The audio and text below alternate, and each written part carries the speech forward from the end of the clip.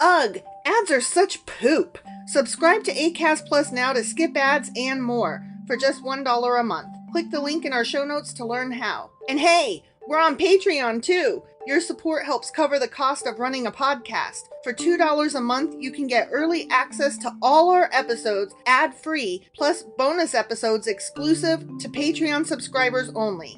Visit patreon.com/sacrilegious discourse to sign up now.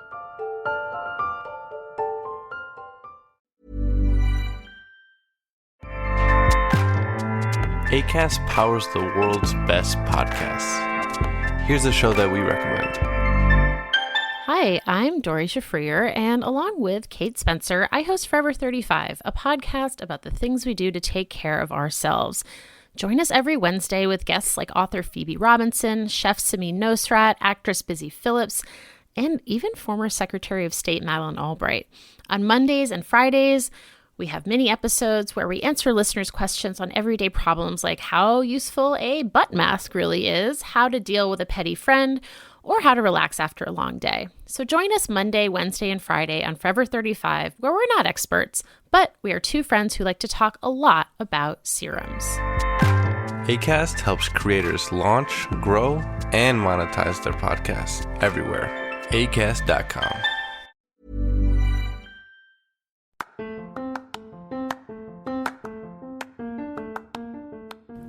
Welcome to Sacrilegious Discourse. I'm husband. And I'm wife. Together, we're reading the Bible for the very first time. We grew up without religion and wanted to know what all the fuss was about. Well, what have we learned so far? That God is a dick, and apparently some people believe in talking donkeys? We're not trying to pass ourselves off as experts. Nope, we're just reading the Bible for the first time and giving our first take reaction. If you'd like to join us in this venture, you might consider starting at episode 1. Otherwise, jump in wherever you like. All right, let's go read the Bible. Yeah, let's get to it. Husband! Wife! Do you know what today is? It's Saturday. It's Q&A Saturday. That is right. And what are we Q&A'ing today? Okay, so remember when in 2 Chronicles Chapter 14, when Zerah the Ethiopian came running up to Asa and was like, I'm gonna get ya? That guy. When they were fighting the Ethiopians. Yes. Okay. So that's what we're gonna do now. Okay, let's go do that. I'm gonna talk about that guy. Great. Let's go do that. Okay. Okay.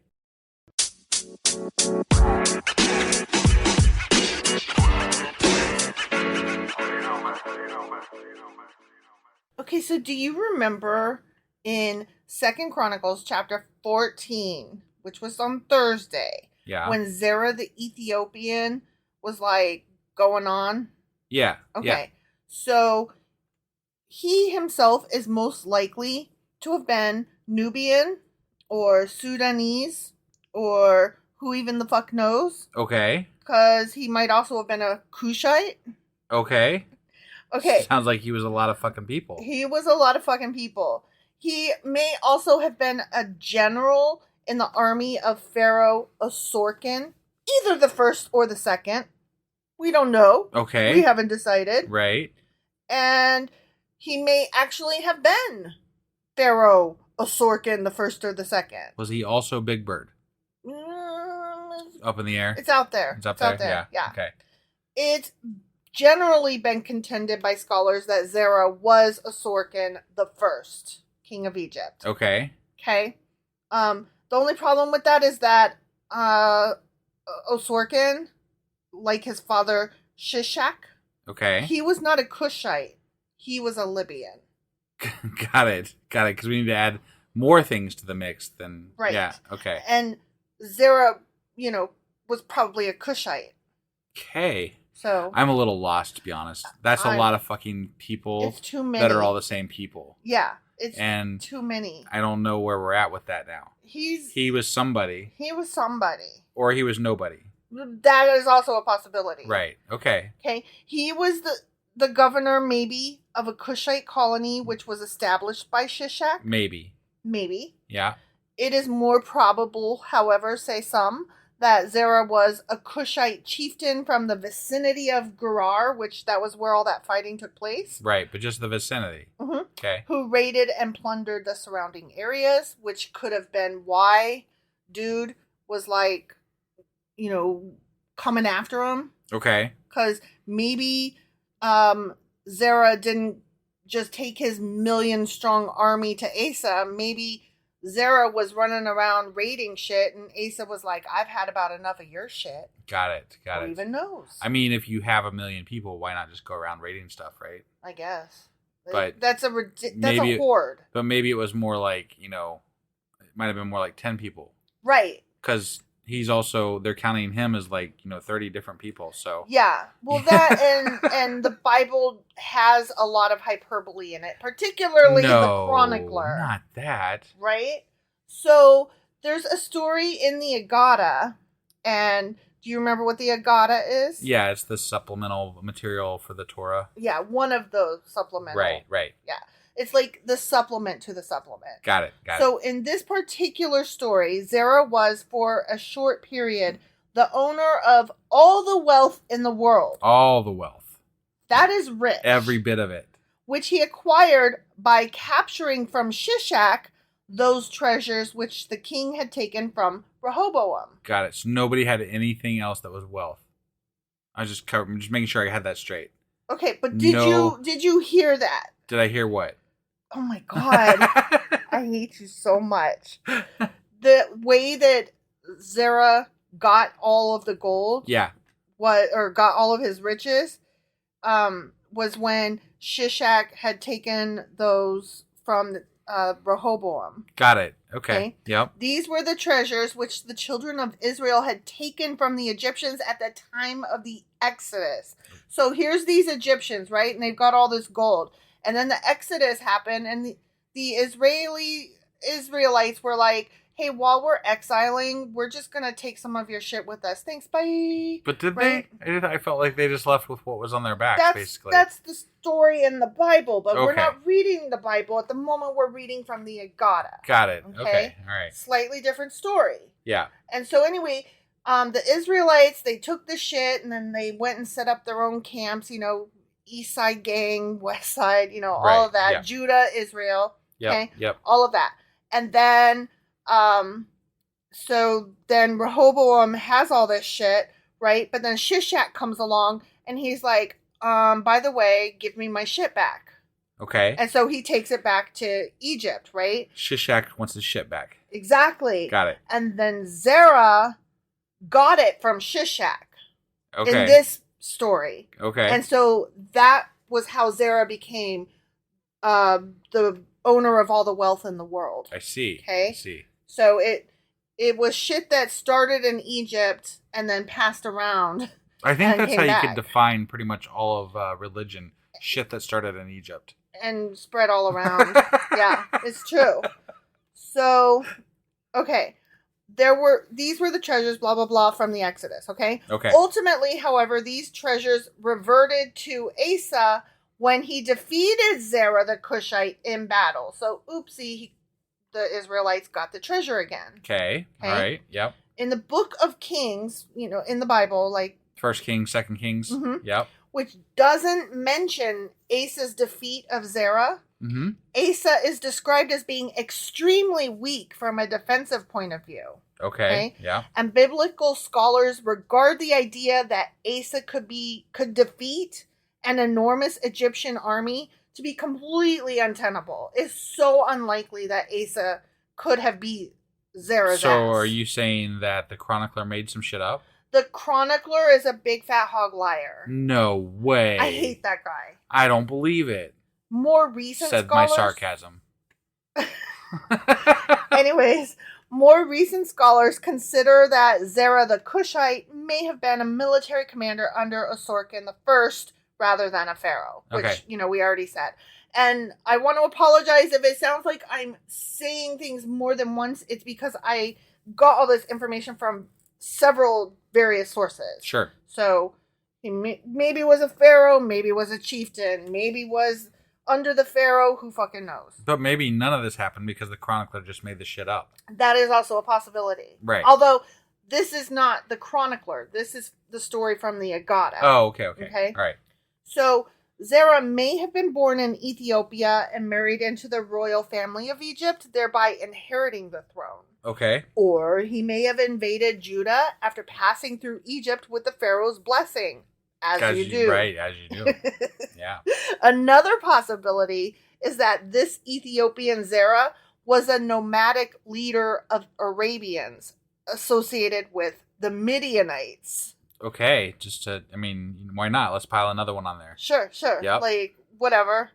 Yeah. Yeah. He's probably also from Japan as well as Alaska. You forgot Australia. And Australia. And Antarctica.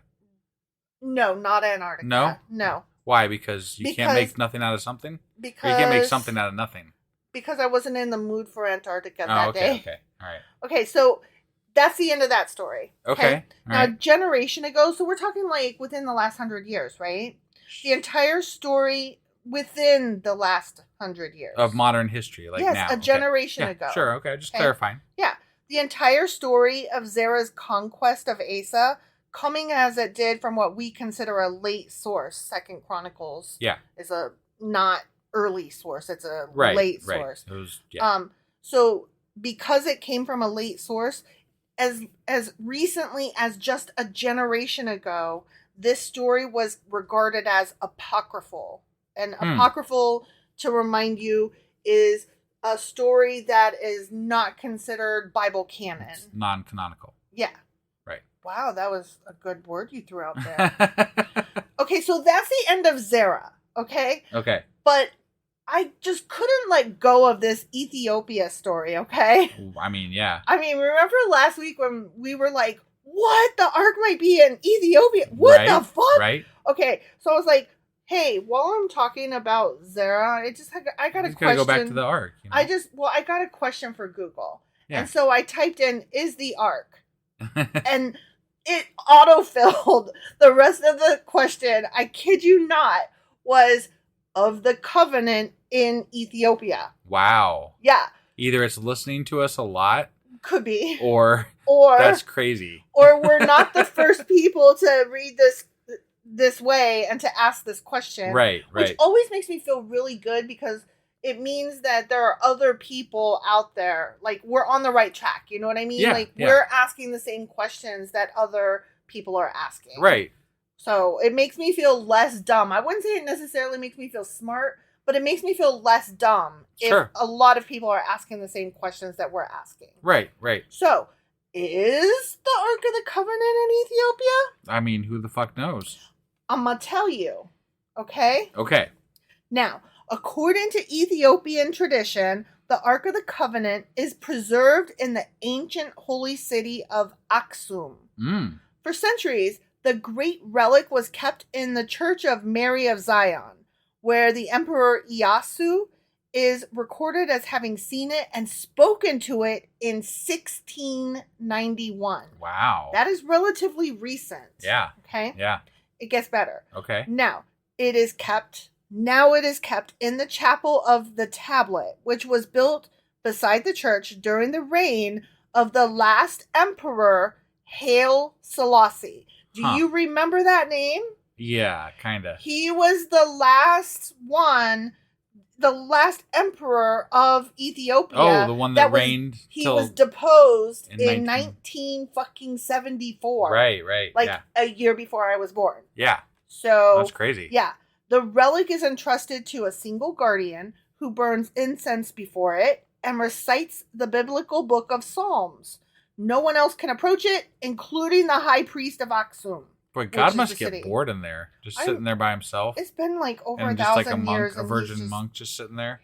He's just sitting in there. Do you think the monk ever gets sick of God just filling the room with the glorious presence of the Lord? Like, God damn it, God! Do you have to let one out again, man? That's just silly. And anyway, I'm just going to continue on. So the guardian is not only a monk, but a virgin as well. Yeah. And he serves the Ark until he appoints a successor as his own death approaches. So it's like a thing that gets passed on. Got it. Okay? Got it. Okay. Now, it gets better. Okay. All right? Yep. So, remember the Queen of Sheba? You thought I was done with that bitch. Yep. I'm never done with her. So, okay. The story goes on a little bit about the ark, blah, blah, blah, blah, blah. And then we get to remember the story of the Queen of Sheba and how she had heard of Solomon's great wisdom and she journeyed there from Ethiopia to go test him, and she brought gold and treasures and all this, right? Right. And he was like, this is a badass bitch. I gotta wed her or at least knock her up with my children. Yeah. I have to put my penis inside her. Right. So he really wanted sons with her so that he could have his sons go rule with her. Got it. Okay. Like in this story that I'm reading about Ethiopia. Right. And the Ark and Sheba. Okay? Sure. The Queen of Sheba, not Sheba.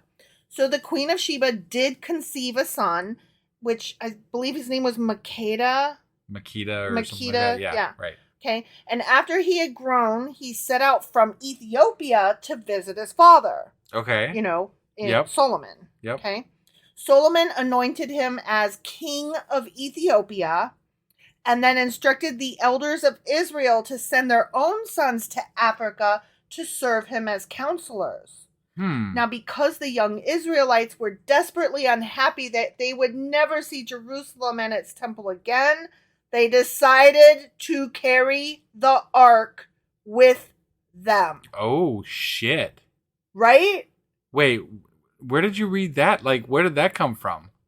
I couldn't even tell you. Some source, but some source says that yes. Okay. There is a story out there that this is what happened. Okay. Well, I mean, we kind of had, I think in one of our Q&As or something, we had covered that we thought that there were thoughts that maybe it went to Ethiopia with the Queen of Sheba, or well, at least shortly after, because it was because of his son. Yeah. But it was also because when Israel was sacked, there was no mention of it. Right. And it was just and we had talked about that too, how like after a certain point, there's not really much talk of the ark anymore. Like, it what just happened to it? Disappears. Where did it go? Yeah. It probably went to fucking Ethiopia is what. Right? Yeah. That's my thinking. In fact, The Glory of Kings, which I don't know what book that is, but there's a book called The Glory of Kings. Okay. Tells us that the ark itself has decided to leave Jerusalem because the Jews had abandoned the faith that God had revealed to them.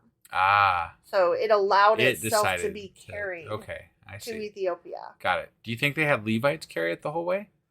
I could not even tell you because these are Ethiopians and maybe they are the new Levites. Right, yeah. They could be the new God's chosen people. Right. For all I know. Maybe it just sits in that room because they've got no Levites to carry it. I mean, God could choose more than one chosen people. Sure. He could choose. I mean, if there is a God, he can do whatever the fuck he wants, probably. He just doesn't do a whole fucking lot, so. Right. He just sits there. Right. So now the question is, okay, what the fuck? So there's this box, right? And it's over there. Right. So even though an ancient wooden box could have survived in the dry air of a sealed Egyptian tomb, the humidity of the Ethiopian rainy season would be very damaging. Okay. The question, therefore, arises of whether an ark might have decayed in Ethiopia, but the stone tablets of Moses, for which the Ark of the Covenant had been made, would survive unharmed. So the box might be gone, but the tablets would still exist. I thought the ark was made of, like, metals and stuff, shit, right? Right, yeah. But I think it was wood adorned with gold. Okay. So the adornments would still be there. But the wood itself would surely, over the course of, thousands of years. 2,500 years or whatever. Yeah. Yeah. The wood would be gone at this point. More than 2,500 years. Because Moses was around and... Yeah, whatever. Yeah. That's too many maths. It's a long, long fucking time ago. Right. I'm just saying, like, that wood is gone. Long gone. But the adornments would still be there. And the, like the cherubim that's on top, those were like gold or something. Right. Now, they may have been stolen and melted down. Who fucking knows, right? But the tablets would still be intact if they were not crumbled and broken and stolen and hidden and whatever. Right, okay? Right. In fact, the earliest accounts by foreign travelers in Ethiopia refer to a tablet rather than an ark. Huh. Right? Seriously. Yeah. Wow. Mm-hmm. Now, mm-hmm. wait. So, like, the earliest travelers, Mm-hmm. Mm-hmm. like from what time period though? Does Well, it say? No, not in that particular God, source. why are you leaving me hanging like this? Because this is so exciting to me, and I had to stop because I was like, I could just all day do this all day. Yeah. This is just fucking like rabbit fuck hole the Bible. galore. We're just gonna learn about Ethiopia. God damn. Right? Like now, I want to learn everything about Ethiopia, and I want to go there, and I want to see, is there a museum? Like, this is our next Q&A. I don't even know. We have not read next week's material yet. I don't even care. Next week's Q&A, I'm like, is there a museum? Do we know? Like, do we have the priest name the monk that sits in the room? Like, who is he? Right. You know, is this still a thing that's happening to this day? To this day. Right? Like, I'm just, oh my God, I'm so intrigued. I can't even, like, my cheek muscles hurt from smiling because I just love learning this shit. It's it's cool. Really awesome. Like, I can't, I mean, I wasn't done with the Queen of Sheba, and there she was just sitting there for me. like, could you imagine if we just got, like, Moses' tablets are still there? Hypothetically. Yeah. Or at least some type of a tablet is still there. Mm-hmm. Possibly, maybe. Right. And maybe some adornments from the Ark or something like that. And a mason jar full of manna. Yeah, right, yeah. Yeah, and Moses' book of whatever, you know. And what else? Aaron's... The rod. Yeah, with the almond joy rod. Surely that would not have rotted away. You don't think so? It's a magic wand. It is. I mean, he turned into a snake once, remember? Yeah, it's a magic fucking wand. That could still be Wait, there. no. Remember that one guy, I forget which king it was, but he took it out and he was like, y'all are fucking shit up with your snakes and whatever, and you're worshiping the wrong thing, and he broke that rod, remember? Oh. Like, I only vaguely remember that. Yeah, I forgot which king it was, but he was like, y'all are doing it wrong. You're doing the worshiping thing wrong. I thought that was the thing. I thought that was the thing for when. Remember how they made the bronze statue of the snake? Yeah. And that's what that was. But the almond joy rod was something different. Oh, okay. Never mind then. Yeah, the almond joy rod should have still been in there. Well, it's a magic wand, so if somebody didn't break it, then it should still be magic. Yeah. I mean, that's really the ark should be like that's God's throne. That's God's box. You'd think, even though it's wood, God would keep it in good shape instead of just sitting on the fucking ground on the tablets with the fucking tablets going up his asshole. That would be a really good name for a book. The God Box. The God Box? Right? Yeah. I want to continue with this Q&A right now. Like, we can't. I know. I want to like say, okay, hold on. And then I want to go read some more. But we got to go. I know. We got to go. All right. That was all we had for today for our Q&A. That was all we had. That was it. Nothing more. Well, I mean, that was a lot. Nothing else to see, folks. That was a lot, though. That was a lot. Yeah. All right. Well, so we will be back tomorrow with our weekly replay and also... No, that is tonight. No, you're right. Nothing. Tomorrow. Yeah, nothing. Tomorrow. And we're going to be doing our first bi-weekly on purpose. Planned. Dated. Patreon episode. Yeah. And I think we're covering Tom Cruise. Not Tom Cruise. I did that last time. Oh my God. Not Tom Cruise. Ted Cruz. I mean, they're both schmucks, but... Yeah, there was some tragedy that happened in Ted Cruz's family, and it's very... It hit home with us a little bit. It hit home with us pretty hard. Yeah, so we wanted to discuss that and our thoughts on it and how we feel about the whole situation. So, yeah, that's what we're talking about tomorrow. If you aren't on Patreon with us, you can get on there for as low as $2 a month and get access to all of our all of our Patreon episodes that we do exclusively for our Patreon members, as well as get things like stickers and mugs and shirts and all kinds of shit that come with different levels. When we post stuff early, you get first access to it. Yes, that too. You can also chat with us. Guys, we do this for every level. Like, you get no ads, you get access to our episodes as soon as we release them, which is usually just the night before. Yeah, we ain't that fancy. And you get our special bonus episodes. Yeah. And you can choose any level to do that at. We don't make you go higher, though some people do choose to, and we really, really appreciate that. We sure as fuck do. So, thank you to those that are already subscribers, and we will see the rest of you back on Monday when we are going over 2 Chronicles Chapter 16. That's right. We'll see you guys then. Bye.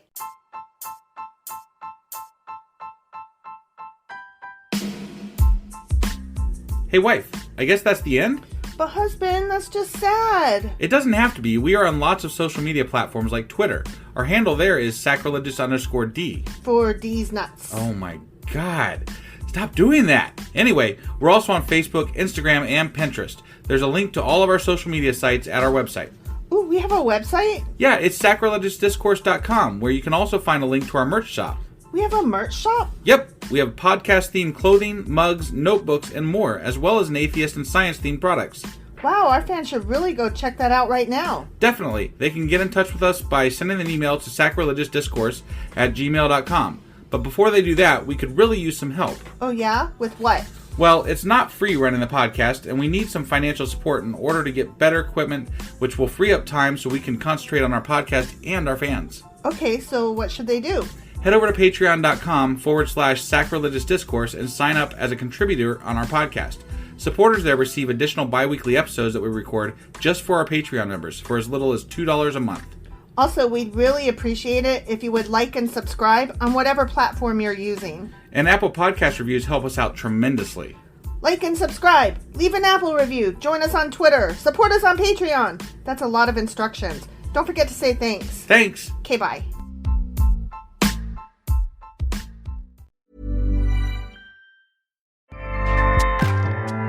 Acast powers the world's best podcasts. Here's a show that we recommend. Hi, I'm Zibby Owens, and I'm the creator and host of the award-winning podcast, Moms Don't Have Time to Read Books.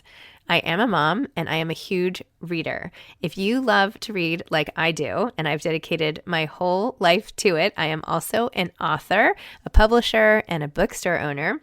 If you love books, you will love my show. Every day I interview a new author for 30 minutes. And by daily, I mean really daily, 365 days a year. You'll hear from celebrities, chefs, athletes, authors, poets, everyone who has written a book, which is a lot of people. So tune in to Moms Don't Have Time to Read Books, whether you're a mom or not. It has great literary content. Join me. Acast helps creators launch, grow, and monetize their podcasts everywhere. Acast.com.